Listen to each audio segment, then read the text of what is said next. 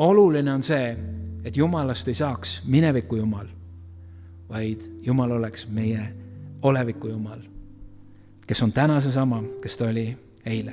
Ta on keegi, kes on suur, ta on keegi, kes on võimas, ta on keegi, kes on tark, usaldusväärne. Tal on isiklik suhe minuga, minul võib olla isiklik suhe temaga. Mitte ainult eile, vaid just nüüd. Kui Jumal teeb midagi uut, siis on vanasse jäämine alati halvem kui uude astumine. Ma teen kõrbesse tee. Ma teen tühjale maale jõed. Mind austavad metsloomad ja šaakalid, jaanalinnud. Ma annan kõrves vett, jõgesid tühjal maal, et joota oma valitud rahvast. Kuule nüüd, rahvas, kellele me enesel on valmistanud, sina ja mina, peab mida tegema? Jutustama minu kiidetavusest.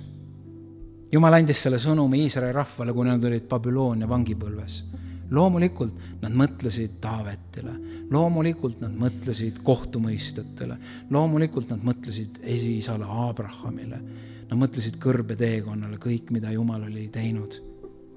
Ja selles olukorras ütleb Jumal, ma teen midagi uut. Ja paned see tähele, mida ta loetleb, mis see uus on, mis ta teeb.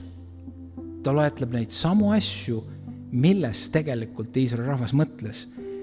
Ma teen kõrbesse tee, tühjale maale jõed. See oli see, mida nad kogesid kõrbeteekonnal. Aga nad olid jätnud selle minevikku ja Jumal ütleb, et võta nüüd see usk kaasa praegusesse ette, kui sa oled kõige sügavamas vangipõlves. Ja Jumal ütleb, ma teen seda. Ma teen seda täna sinu elus.